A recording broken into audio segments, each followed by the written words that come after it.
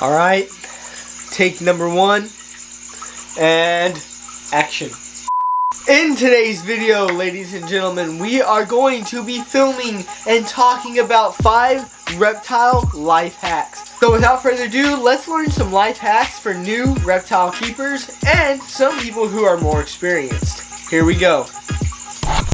Now these life hacks are meant to make your life easier and cheaper when it comes to owning reptiles, because I myself, owning over 40 different animals, find it pretty expensive and sometimes not the easiest thing that you could do. So these life hacks are basically going to help you out, help you with care of your animal, help you save money, and many other things. And looking at my list here, we're going to go over life hack number 1. Number 1 would be using a label or label maker to create cool looking labels for your cages. Now what I mean by that is when you are making a label for your cage, you want it to say the name of your animal, maybe the scientific name, maybe the species name, or some sort of other name for your animal. Now there are many different websites and companies and brands that sell specific labels that have different scientific names and general names for that animal, but those can be costly, usually around $5 per label. You heard me right, $5 per label. So a good way to save some money would be to use a label maker and create your own labels. And if you wanted to get really fancy with it, you could use these labels to put informative information on that animal. You could put things like where they're native, where they're from, which is the same thing, but you guys get the idea. You could put a lot of other information and customize it how you'd like. Now you can see how I use these 2 labels as an example here. Now granted, these labels look a lot more professional and a lot nicer, but once again, they're a lot more money. If you want to save some money, you could use your own labels and do something like this here. So I have the scientific name and then the common name, and just like that, it kind of gives you a general idea of what animal is in each cage. So all in all, the label maker and the labels can be pretty versatile, and that is basically life hack number 1.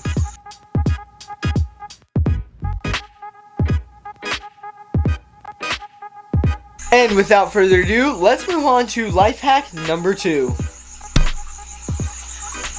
And now for life hack number 2. Life hack number 2 is one that, well, I use more often than not, especially when it comes to owning as many animals as I do. Life hack number 2 is going to be using plastic tubs for your reptiles. A lot of people that keep reptiles do not like plastic tubs. As a matter of fact, they kind of push them away for many different reasons. But in my opinion, if you properly set up your plastic tub, no matter the size, it can work really well for your animal. For example, these shoebox tubs work really well for lots of different young creatures and young reptiles. And once again, as long as you have the proper amount of ventilation, heating, and whatever else you may need, plastic tubs can really do the trick. I obviously have tons of plastic tubs in my reptile room. Of course, I have my larger plastic tubs that I keep my crested geckos in.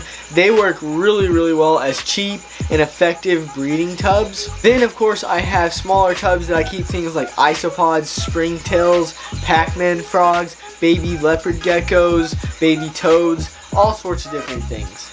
And honestly, tubs work really well for a lot of different amphibians, especially because they hold humidity so well. Life hack number 2 is definitely going to be to use plastic tubs. Now let's move on to life hack number 3.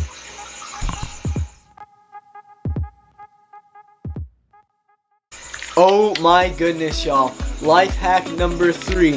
That is a life hack that has saved me so many times when it comes to keeping reptiles and amphibians, especially things like crested geckos. I know we got a lot of people who love crested geckos, who love keeping crested geckos as pets, and let me tell you, these plastic lids here are a lifesaver. I can't even explain how much. Now I gotta pick all these up.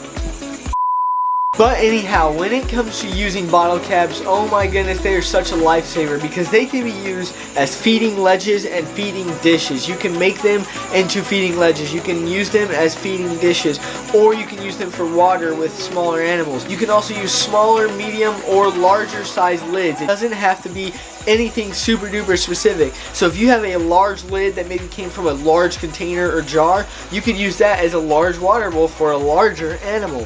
It also helps, well, recycle the lids, because these lids are plastic. They take thousands of years to biodegrade, and so recycling these lids, using them as food dishes, water dishes, gives them a second purpose until they're finally thrown away. So plastic lids are definitely up there on my list. You can literally use milk lids, Coca-Cola bottle lids, water bottle lids, any sort of lid you can really use. And I like milk jug lids, they work really well. Gatorade bottle lids, Coca-Cola bottle lids, anything like that. So definitely a solid number 3 life hack, and that is, of course, as I said, using lids. And without further ado, let's move on to number 4.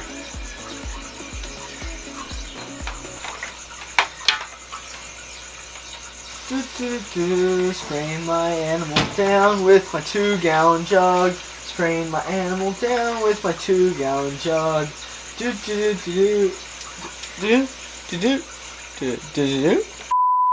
Oh, well, guys, you should have told me you were there.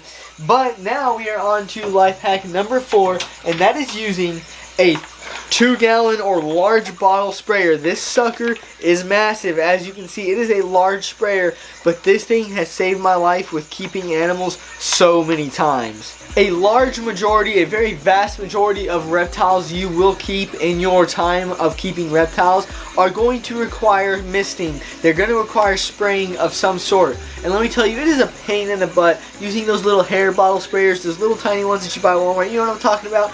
Those are a pain in the butt. They're not worth it. They end up usually breaking or snapping and just becoming faulty after a while. This tank sprayer here, no such thing. This sucker has lasted me about 4 years now, and it was a $50 investment, but a $50 investment that has gone a long way. I love this thing so much. It is super good for spraying stuff just like that. Oh my gosh, I'm gonna have to clean you guys off. It's super good for spraying stuff. I shouldn't have done that, but you guys get the idea. Get yourself a 2-gallon or more tank sprayer.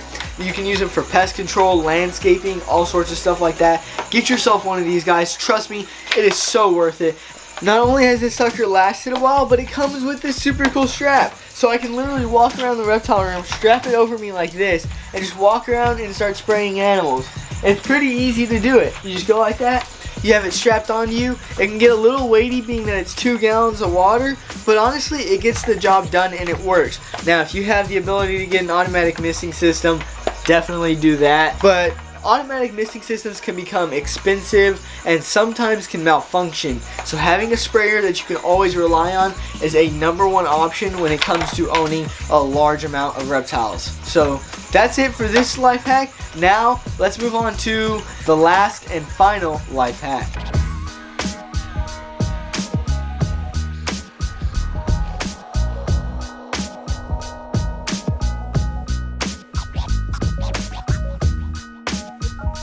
And next up, for the final life hack, one of my favorites, to be honest. Well, all of them are my favorite, but one of the most efficient and effective ones, especially if you're on a budget when it comes to keeping animals, and that is going to be collecting and using material from outside. Now, no, you cannot just go outside, scoop up a bunch of dirt and throw it in your cage and be happy with it. That is unfortunately not how it works with reptile keeping. Just because you severely risk bringing parasites, diseases, molds, funguses, and many other things into your either home or enclosure. And Arson here would not want you to bring mold, fungus, or diseases to your animals. Is that right, Arson? Is that right? Is that right, Arson? Okay. What I do is once you get it and you bring it inside, I recommend boiling it for about 30 minutes to an hour, and even baking it after or before. You want to kill anything that could be living on that material, because if one of those little microbes happens to be dangerous to animals and it gets in your animal's cage, well, guess what, guys? You're gonna have a dead animal. For example, magnolia pods here are one of my favorite things to collect outside and reuse. I love these guys so much because they're super duper great for bioactive setups. But of course, I have to treat them. So what I do is I will boil them in a pot of water for about a solid hour. Once it gets boiled, everything that could be on here is killed. Then I'm able to introduce them into the enclosures after they have dried a bit. Same thing goes with leaf litter, another one of my favorite things to use from outside. Leaf litter, magnolia pods, those are my two favorites, but you can also use things like dirt and logs and wood. With dirt and wood, I honestly recommend baking it over boiling it, but you can still boil it and bake it either way. But once again, I recommend baking it. Things like pods, seeds, leaf litter, things like that you can boil and you'll be just fine. No need to worry at all.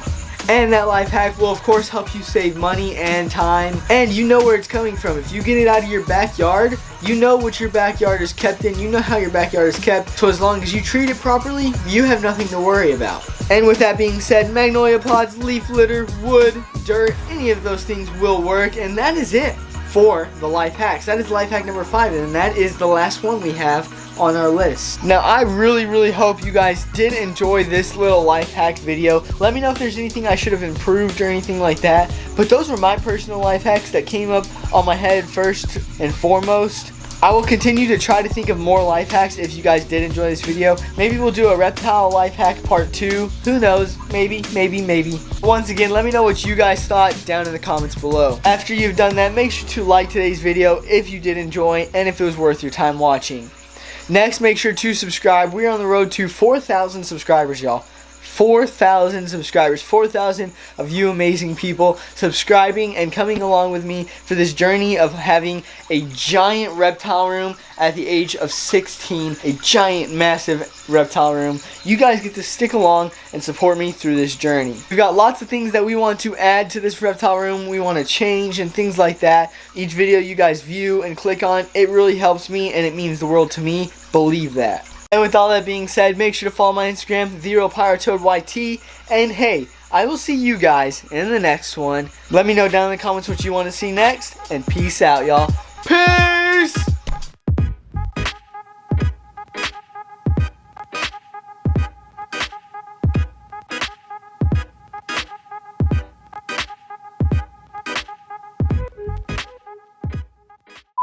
Bloop.